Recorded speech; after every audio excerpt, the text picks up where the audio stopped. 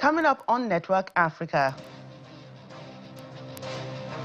Senegal's President Bassirou Faye appoints ally and popular opposition figure Ousmane Sonko as Prime Minister.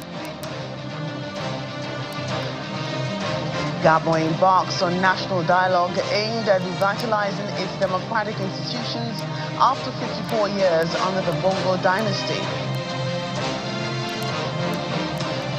Plus, Kenya doctors' strike extends into third week, crippling the health system.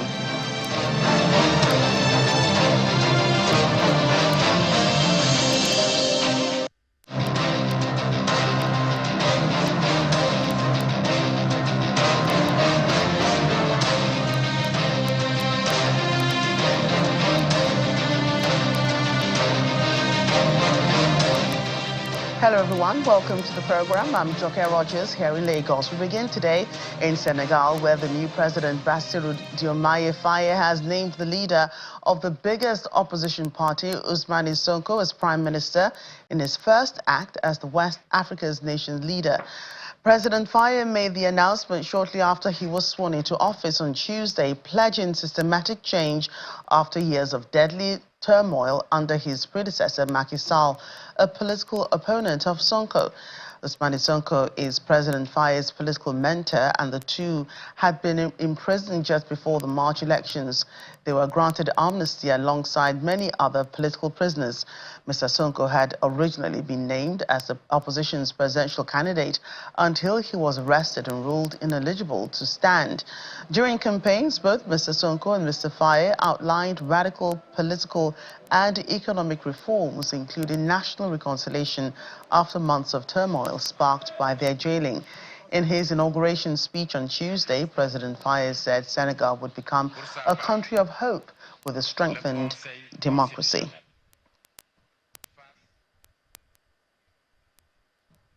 Joining us now is African Affairs Analyst Okuyokpala for discussions on the new president for Senegal. Thank you for your time today.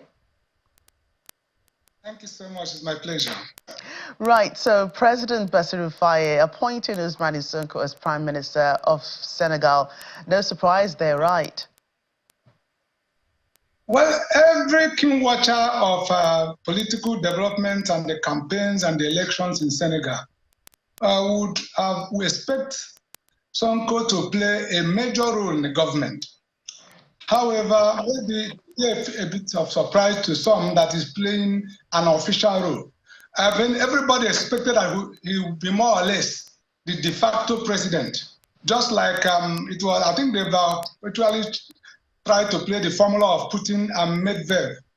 When Putin became a prime minister to Medvedev in Russia, and then although he was actually the one calling the shots, I expect that Sonko will play a major role. In fact, we will carry more authority, we have more influence than a normal prime minister, because indeed it was like Faye was holding that office on behalf of Sonko, in whose name he campaigned. Although they were compatriots, they were partners in the political journey, but of course Sonko is a senior partner in that relationship, and I expect that, look, he will play a very important role.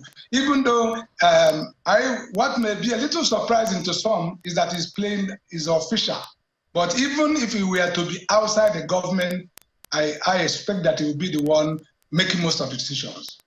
Right, and looking at the story of these two men, President Faye and Prime Minister Sonko, from prison to palace, Senegal, and indeed Africa's youngest president, and Mr. Sonko as well at 49. What do you think their government will do differently? They've both promised radical changes.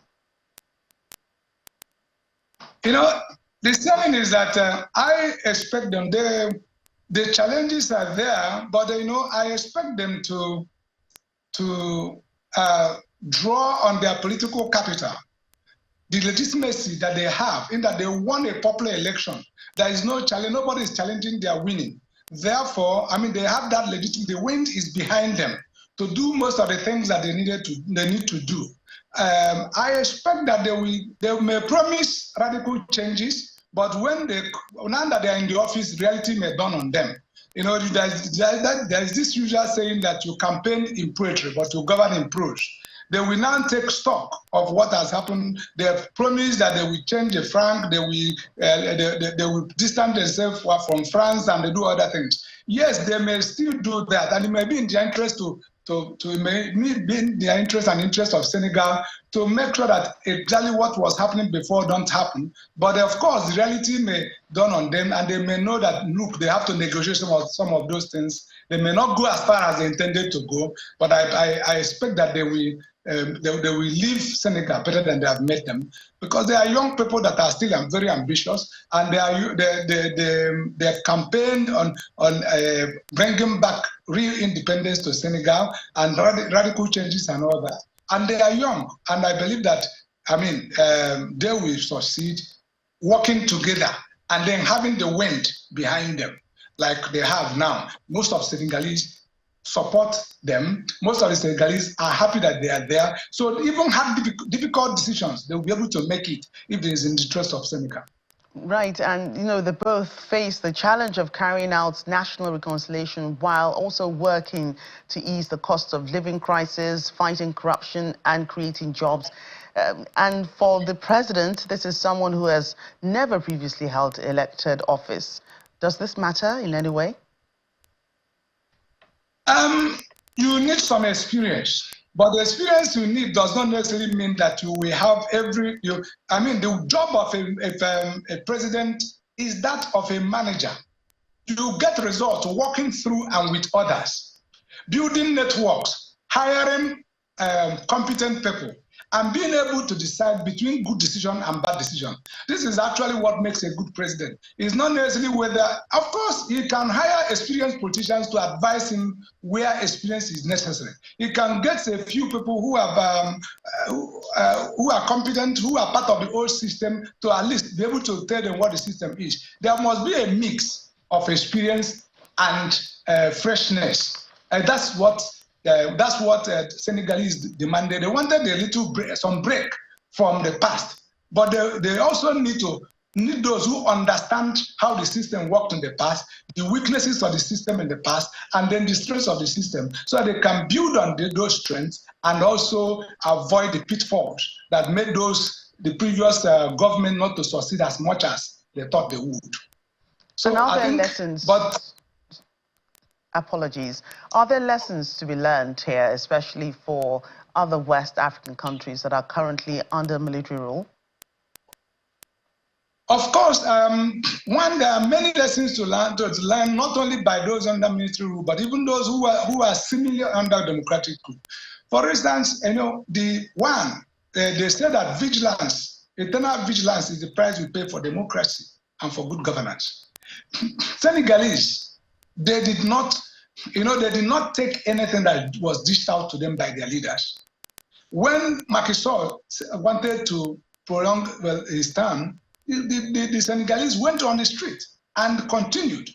When he said, okay, there was the election, but we want to extend it, they continued. And then, there is, even after that, the electoral commission, though the electoral body did not manipulate the election, even though that these are known opponents of the government in power. These are things that the institutions there worked. The judiciary worked. The electoral system worked. So if what the medicine it tells us is that, look, democracy can work if everybody plays their role, especially the citizens are vigilant. They don't take just anything that is dished out to them by the politicians and by their leaders.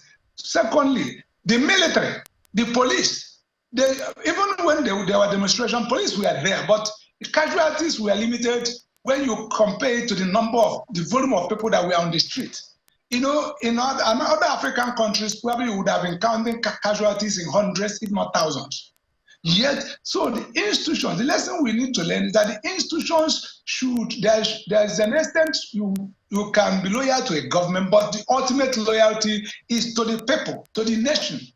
And whether you are electoral body, whether you are police, whether you are government, whether you are judiciary. The judiciary also, the Constitutional Court, did interpreted the constitution, not looking at the face or what the government wanted. In some other African countries, they will be looking at they will be looking at the body language of the government or those in authority. So for democracy to work, to be sustained in Africa, institutions need to work. And then for those who are those who are clamoring for military government or constitutional government can know that through constitutional means you can change government, you can remove government you don't want and then put in the one you want. And if they mess up again, you can change them again. That is the biggest lesson we can get from Senegal. And on a lighter note, Mr. Okpala, many did notice the president, boldly flanked on two sides by his two wives, at all the events, pre and during the inauguration as well, the post events as well. Do you foresee Senegal having two first ladies? Well, I think they will sort that out. Of course, First Lady, just like in Nigeria, First Lady is not a constitutional function. If the president wants them to happen, they can always, each one can run on their lane if they agree properly. But I think the president should be able to manage that one. As he has been doing before he became president. So we must thank you for your time today, African Affairs Analyst, Mr. Okpala. God bless you. Thank you so much. Let's continue. Talks have begun in Gabon over the country's transition to civilian rule. Representatives from more than 100 political parties are taking part in what's being called an inclusive national dialogue.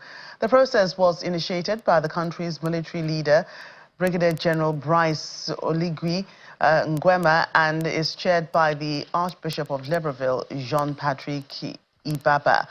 The military forced out President Ali Bongo in August last year after an election beset by accusations of fraud. It has since promised a transition to democratic rule.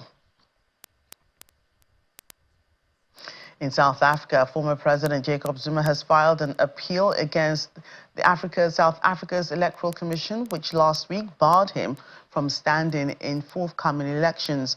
Local media reports that court papers filed on his behalf argue that the Electoral Commission had no valid reasons to violate the political rights of the former president. The 81-year-old served as president from 2009 until 2018, when he had to step down because of corruption allegations. He was convicted and received a 15-month prison sentence in 2021 for contempt of court. The Constitution says anyone who has had a prison sentence of longer than 12 months is not eligible to run for office.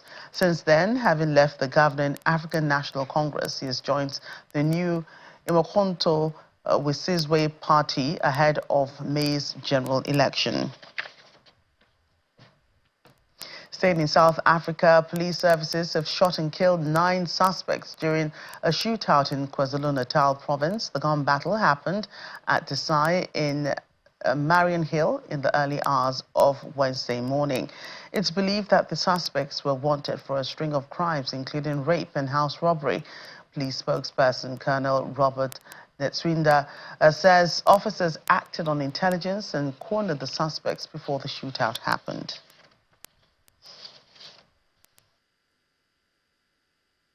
But the team is out already. At least we know that we've got 2 people, and we know by now who we are looking for.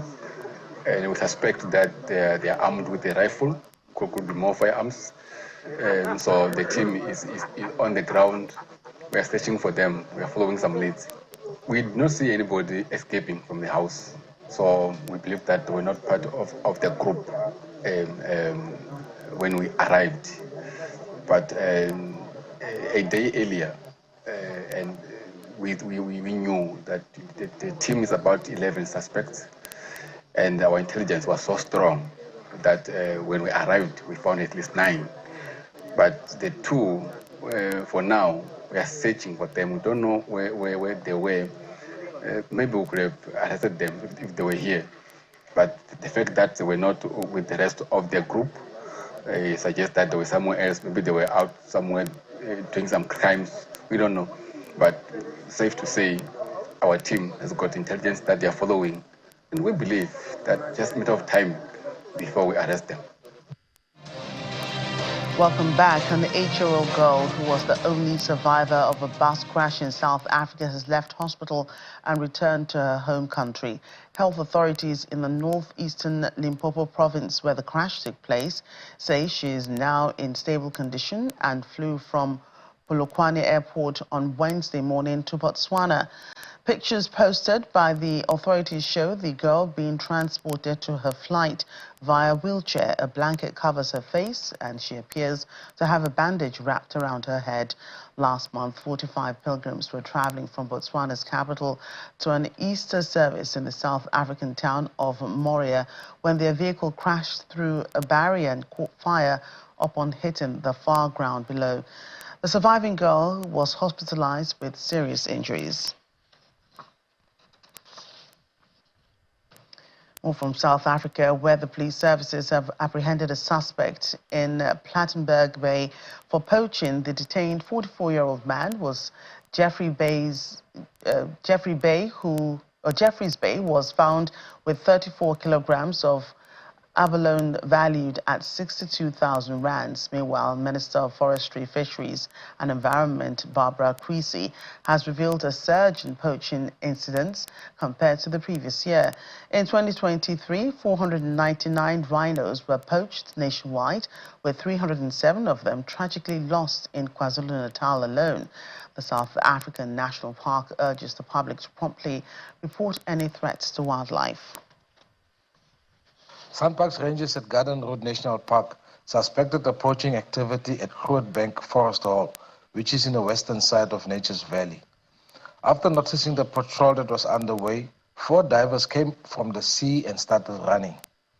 Rangers immediately called for backup, and a prompt response of additional rangers, South African Police Services, as well as DFFE officials led to the apprehension of 1 suspect after a chase.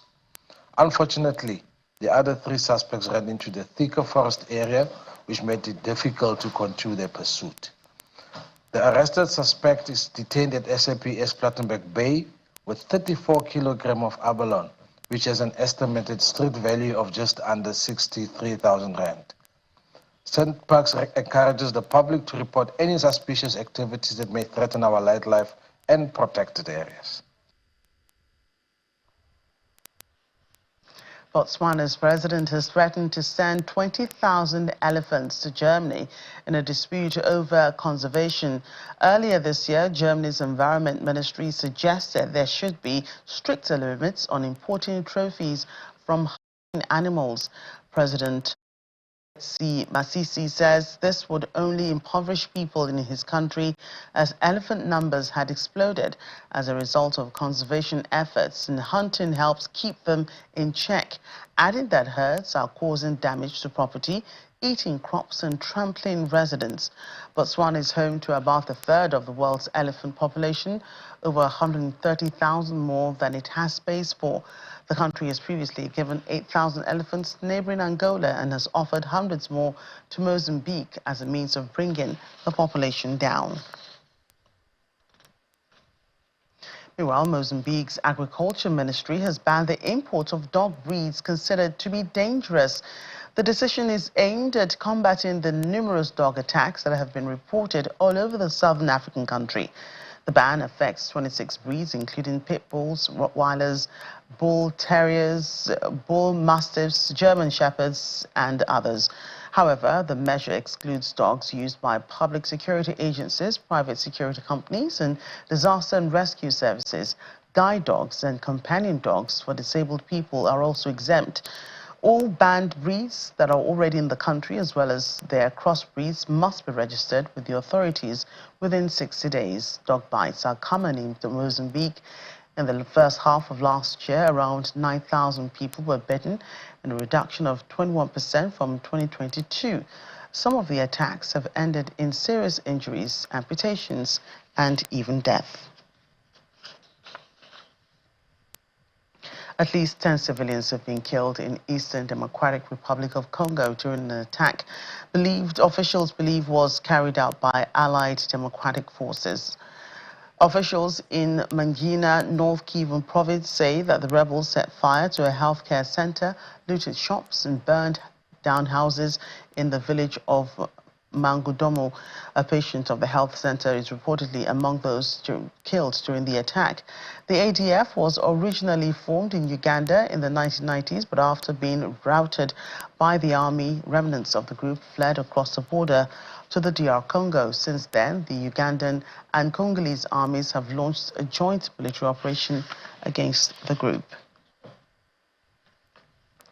The crisis of health service provision is worsening in Kenya as doctor strike action extends into a third week. The country's medical practitioners, pharmacists and dentists union held a protest in the western county of Kisumu, while the union convened a general assembly of doctors, medical interns and students in Nairobi. Talks between the government and the union have so far not borne any deal.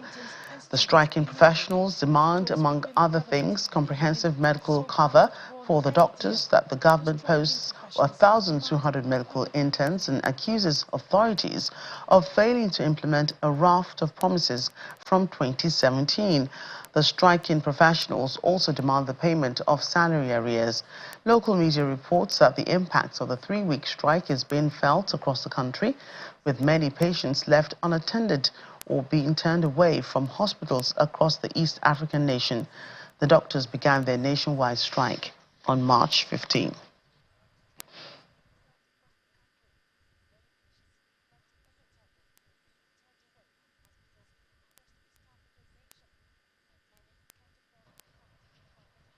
A community in Benin Republic is turning banana tree fiber into eco-friendly products. This is part of efforts to preserve the environment. Take a listen.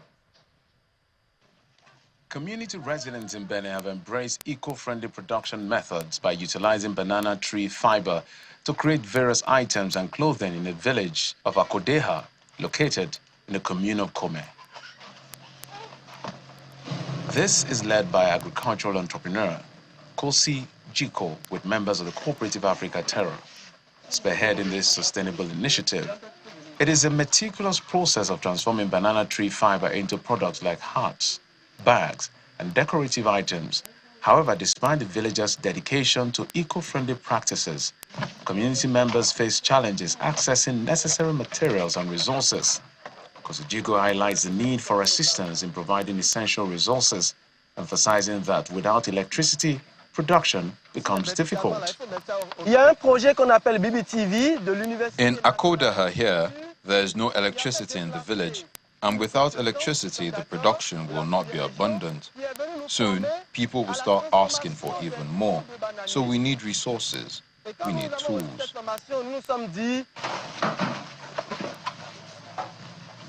Established in 2000, Africa Terra, led by Jiko, focuses on banana cultivation and direct production of fiber-based items. The cooperative aims to enhance the weaving quality of products continually. Olivia Akoho, a beneficiary of basketry training and Africa Terra, praised the latest prototype of hats, describing them as original and of very good quality. Here is the prototype of a hat made from banana fiber that we have made. We gradually improved the weaving quality of the hat by releasing this latest prototype, which is very pretty and fine. It is original and of very good quality, and compared to models made with other raw materials existing on the market. The cooperative's efforts extend beyond local markets, with Jiko expressing plans to elevate the production chain to an industrial level, patent the brand and expand its market reach not only within Benin, but also across the African sub-region and globally. Through their commitment to sustainable practices and innovative approaches, the community members of Akodeha are demonstrating the potential of eco-friendly production and fostering economic growth while preserving the environment. That's our program today. Thank you for watching. I'm Joker Rogers.